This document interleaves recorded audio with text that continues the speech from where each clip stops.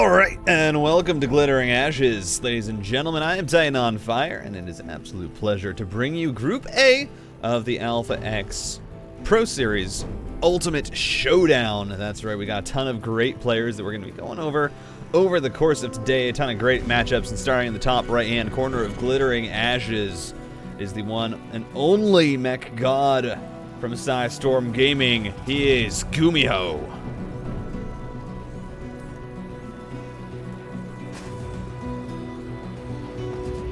And in the bottom left, of course, I mean, only one of the best Zergs in Korea. Undisputedly, a world champion, a world-class player from Dragon Phoenix Gaming. It is Rogue. I'm very, very excited for this. We have a ton of great players. There were two groups that were played, so for those wondering what the Ultimate Showdown was, because we have a bit of a line drop or a frame drop there. But the Pro Series was two groups of 4 players each, Group A and Group B. The top 2 from each group would then go on to face off against each other in a playoff bracket. From Group A, we have GUMIHO, we have Rogue, Dream, and Hero, which I'm very, very excited about. Some great players in these matches. And so it's going to be played kind of like GSL, the old GSL. Or, you know, still the current GSL style. They're definitely still similar in the first group stages, so that's how it's going to be played out. And then once both groups are played, then you head into the playoff bracket, which is just a standard single elimination 4-player bracket. And we're going to be starting off with GUMIHO versus Rogue, which is definitely a best of 3 that I think could be very, very exciting. GUMIHO, of course, you know, recently returned from the military, has not quite found, I think, his stride. You know, of course, GUMIHO used to be one of, I mean, I don't know if we still consider them, you know, the 4 horsemen of Terran. I don't know if GUMIHO is still considered to be in there. It was Maru, Innovation, TY, and I believe it was GUMIHO. Correct me if I'm wrong, but I believe that was the 4 horsemen. But it's been a little bit for GUMIHO, and he's kind of still getting back into form, getting back into really being a top-level player. And so I'm excited to see what he can bring here, especially against Rogue. It's always interesting going up against a player who you know is top class when you're just coming back, and seeing how these older players, or these players that are returning from military service, kind of what builds they do, how they read the meta, because it can sometimes be very, very different from just the current approach on things. I know when Hero came back, who, I mean, again, is in this group, had a very unique way of approaching the macro PvT, just kind of he had his own style to it, his own unique build order, and kind of things that he was comfortable with that you still didn't see too often. I know he went for, you know, Phoenix openings against Terran, into Colossus, Charge, and it worked very, very well.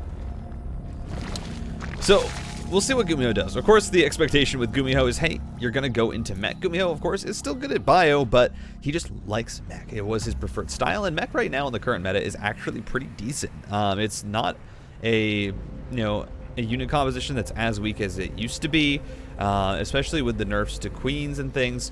There's definitely a lot more power that it can have, and of course this is being played on the new patch, so you are going to have those nerfs to Widow Mines, as well as the nerfs to Lurkers and to Queens. So there's a lot of units that have been changed in TVZ, especially for the late game, and it's going to be interesting to see how these players kind of navigate it, because the Widow Mine in the past was a unit where pretty much almost every Terran, once you got up to 3 bases, you would then say, hey, alright, I'm just going to go for a bunch of Cloaked Widow Mine drops with Speed Burrow, and I'm going to try and get a massive advantage off of that. That was kind of just a standard build order if you wanted to try and get a little bit of harassment on a larger map. And that is a little bit less powerful now. The Drilling Claws doesn't give as much prominence, doesn't give as much power to the burrow speed. A bit has been knocked off, I think maybe 0.34 seconds or so has been knocked off of that, as we do see the Overlord gonna come on in here. Viking should go over to clean it up, and that means that Rogue got his information. He saw, hey, listen, there's a tech lab. It is building something, so most likely you can expect a Banshee or a Battlecruiser. And so as these roaches walk across the map, it is just the 8 that Rogue has built. He's going to try and apply a little bit of pressure to GUMIHO, who does just have the Viking and a few Hellions. The Banshee will be coming out shortly, and as more factories are going to go down, it is double armory, so that means, hey, it's mech play as you would expect. But the roaches are here. The Viking is going to land to try and start to stop this, and actually the Viking getting a lot of damage down onto these roaches. The Hellions doing a great job of body blocking, getting a lot of AoE, and actually, should be a pretty solid hold here for GUMIHO. This Viking, so much value. Got so much DPS against these roaches, it's still going to be able to land and get even more. And that is a hero Viking if I've ever seen one. Completing the hold for GUMIHO. And Rogue, well, those 8 roaches didn't really do a whole lot. And of course, that's not an attack that's ever meant to kill your opponent. You're trying to pressure, you're trying to get into the natural, find some worker kills, knock down the unit count of your opponent. But even then, I don't think entirely worthwhile. I'm sure you get the Hellions, but trading off roaches, they're definitely a little bit more expensive on the gas. And gas is something in the early game that, of course, you do need quite a lot of for your upgrades, and it is, in fact, going to be a Spire, or in fact, going to be a Spire from Rogue. So, just immediate kind of that transition out. You go for the roach pressure, you scout, hey, listen, I know it's going to be mech pretty much. I don't believe he saw the armory, if I'm not wrong, but did see the additional factory, so should have a complete idea in his head, hey, this is going to be mech. He's deciding to go, though, still for the Spire, but it's 2 Thors at a time from GUMIHO, who I think is going to be completely comfortable with this situation. I mean, GUMIHO right now is on 3 bases, has Thors in production, is going up to a 4th and a 5th factory, and we actually might even see Thor drops, because that's 2 medevacs on the way, and Thor drops is something that I have not seen in a while. So I would be so excited for that. I mean, +1/+1 Thors across the map. Doesn't matter if you have Mutalisks. They're going to get melted pretty quickly. We have the Hellions here poking out. No blue flames, so they are just going to get trapped here by some Lings that can't quite line up the shots. And a good catch there by Rogue. 12 Mutalisks now on the way, and we're going to see the Zerg player try and apply this pressure. But here we go, 2 Thors in some medevacs. The GUMIHO classic. The special from him, as the Hellions going to try and hold off these Lings to find their way into the 3rd base mineral line. Thors are going to have to be dropped to take some of this pressure out, and they should be able to stop the Lings from really doing too much more. Luckily, Thors, they are pretty good at tanking, but the Mutalisks are now out, so Rogue going to try and get across the map. And Rogue with Mutalisks is certainly a scary sight. I'd say the only thing maybe scarier is someone like a Serral with Mutalisks. Both these players just so good with this unit as they're going to be rallied straight towards that 3rd end. Well, where are those Thors right now? Into medevacs, and actually, this might be a very nice catch here. Viking is going to get the first 2 shots off, but the Thors are already back. They have +1/+1. First few volleys so far not going to connect, but a 3rd Thor is out, and actually this is really bad for Rogue. All these Mutalisks are so low, and just a few more shots. The boost forward, these Thors actually are just going to get so much value. As the Mutalisks are trying to split, they're trying to find more damage. Already 13, 15 SCVs going down. They find an opening here. GUMIHO not chasing it down the rest of the way. 22 SCVs fall, but the Mutalisks are all so low on health as more shots are going to go out. But it's a decent trade there for Rogue, who's actually been more efficient in this game. Gets the 22 SCVs, only loses 4 Mutalisks despite so many being bruised and battered. And now he's going to come across the map, 184 supply for our Zerg player. Are there any tanks? No, it is just the Thors. And that means that GUMIHO for this hold, are you ready? I don't think he is. I mean, you need tanks out. It's 3 Thors at a time. You're not really going to be holding with 3 Thors at a time. Sure, they do good, but are they good enough? Immediately, the Hellbat Morph is going to come through as the Mutalisks dive on into the 3rd base. At 2 places at once is going to be Rogue's attack. The Thors trying to hold the pull back from the Corrosive Vials as the SCVs have been pulled, and these Thors are hammering away, but it doesn't matter. GG, Rogue is going to take game 1.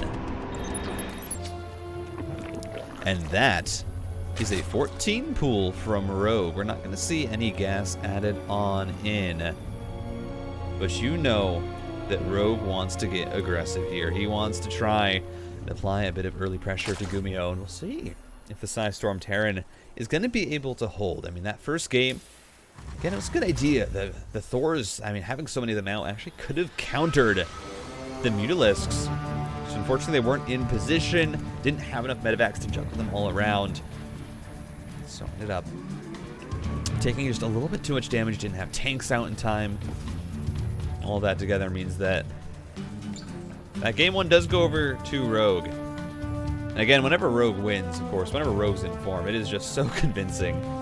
And Rogue is, I mean, I think Rogue is one of the best strategic players. He hits timings. He knows how to dismantle opponents.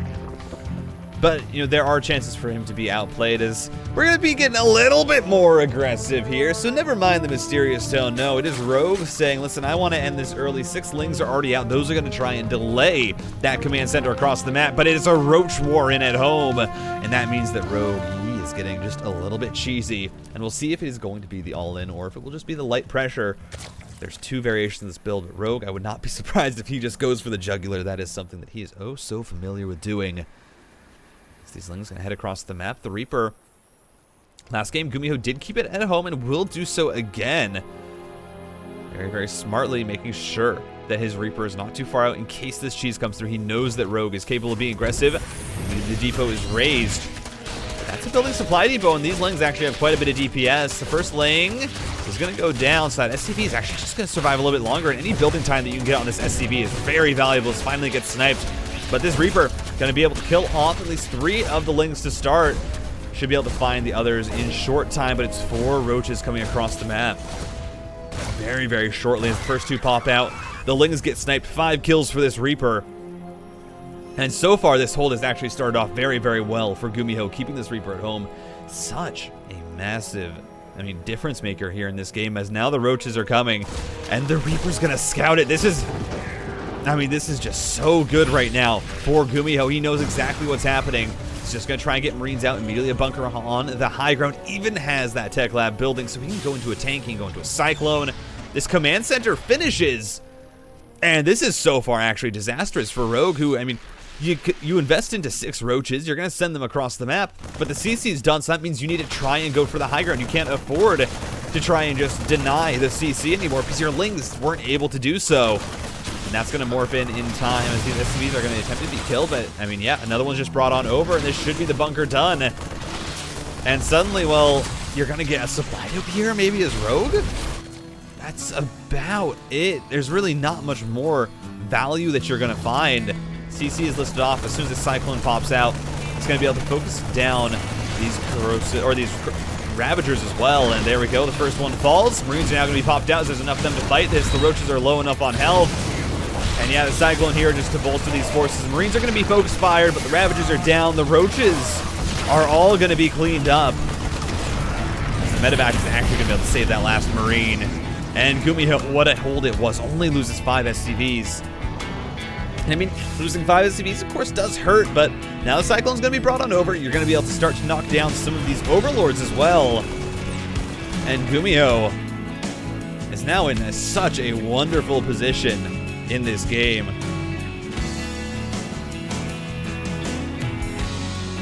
As Cloak is on the way immediately, started up with the Banshee. And I mean, Rogue right now, what does he have? He's at 47 supply. He's just right now working on drones, Queens, trying to get metabolic boost. He's on 2 bases. It's 2 hatcheries for this Zerg player. It is not a good position for Rogue. I mean, that attack actually just utterly failed. You lose everything. You don't deny the CC for long. You actually don't even manage to find significant SCV kills. Like, I cannot understand. It was a very slow engage, and Rogue had to commit up there to try and find damage. But it is actually so bad for him right now that he did that little damage. As the 3rd hatchery is only now going to go down 5 minutes and 20 seconds into this game. GUMIHO's just going to harass. You know, he has a Cyclone, he has 2 Marines. He can absolutely try and be annoying here. The Lings will be brought over to deal with it, but the pickup comes through, and right now GUMIHO is on to 2 bases. Cloak is done. The Banshee is going to be headed across the map. The second one to join it as well. A 3rd CC started up, and oh my. This game, it can just spiral out of control for GUMIHO if he handles it right from here, as more Hellions are going to come across the map. There's only 16 Lings out against 7 Hellions. That is just really not enough, as they're going to just fight, and yeah, all the Lings are going to go down. This is just not the start that you want in this game for Rogue. Your Queens are going to be brought over. You have transfusions, but you're fighting straight up, and now there's a Cloak Banshee here as well with the Cyclone DPS. 2 Banshees are brought on over, and all your Queens are going to go down. As GUMIHO knows how to close out these games. The Cloak Banshee is just getting so much value. The Cyclone is still alive. 6 kills to its name. It's gonna get low. It will fall. But at what cost? All the queens shall fall. Only one more left from the main. The Banshees will be able to knock that one down as well.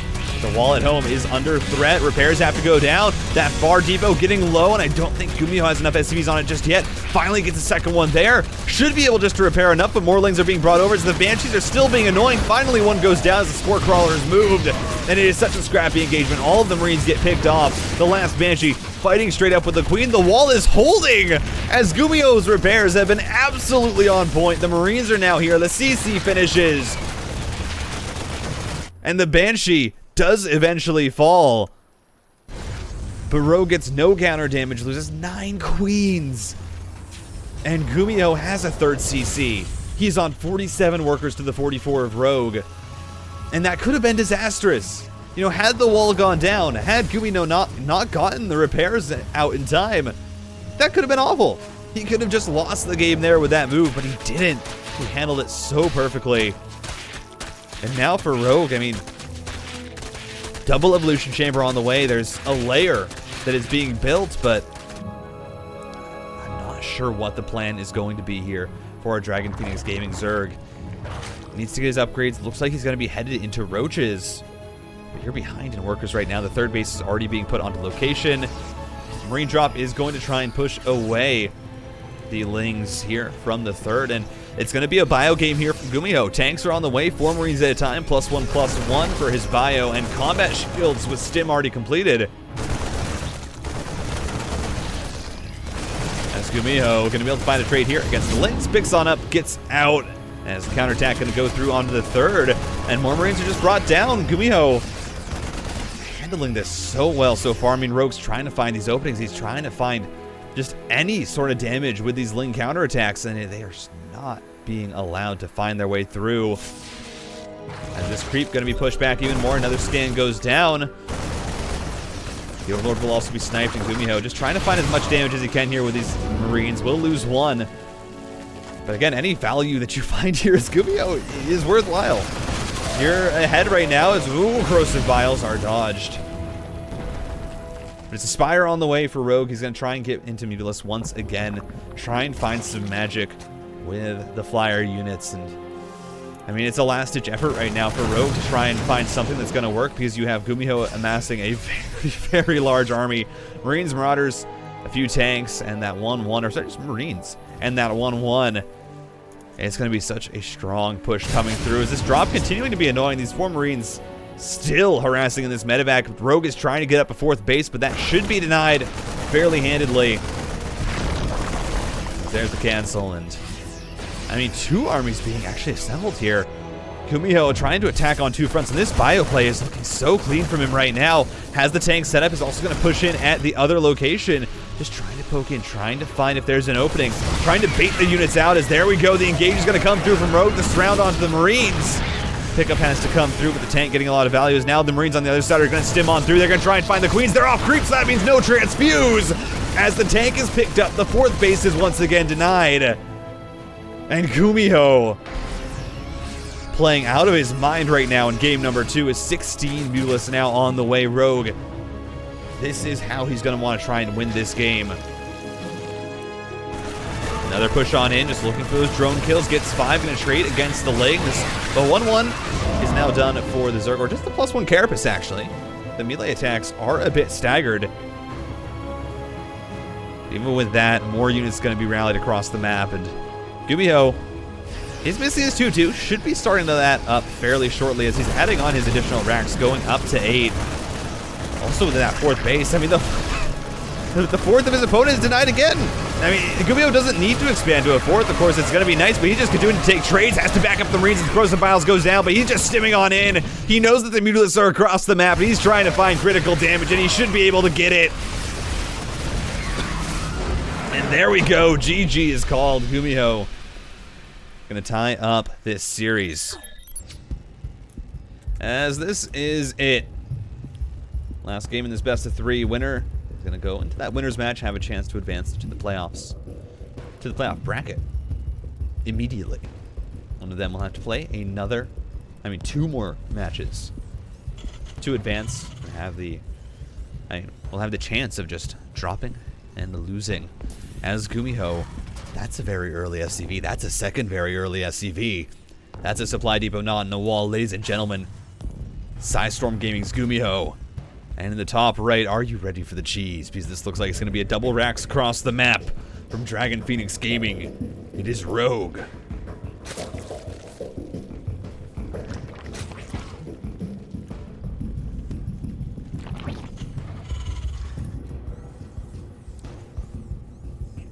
There's a double proxy across the map. And Rogue, I don't think he's going to see it here with his first Overlord, and oh my, that is a third SCV, a 3 racks proxy here from GUMIHO. This is as all in as it gets with barracks across the map, but look at what's going on back at home. It was a 14-14 gas and pool from Rogue.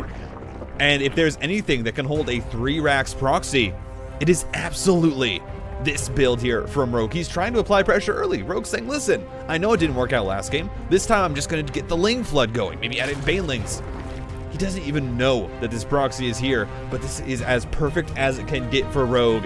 He just needs to handle it well. He just needs to react, but he doesn't know that the barracks are there. The Overlord is going across the map. It's not going to the main, though. It's not going to see the fact that there's no barracks here.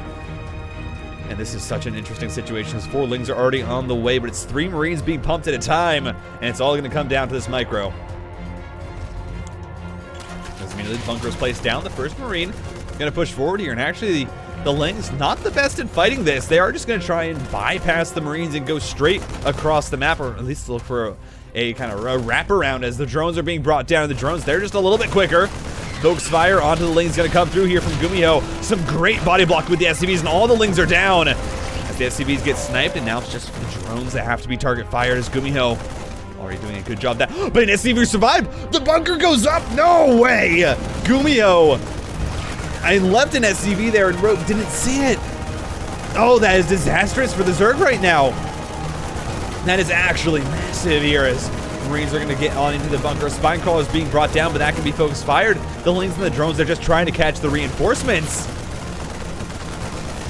And this is so big for GUMIHO here. There's no way that this attack should work out, considering how prepared Rogue was for it. But now, I mean, he's trying to cut off the reinforcements, but his drones are all going to be knocked down. The Spine Crawler is killed, and right now, this is absolutely winning for GUMIHO, and he's going to move on to the winner's match. GG.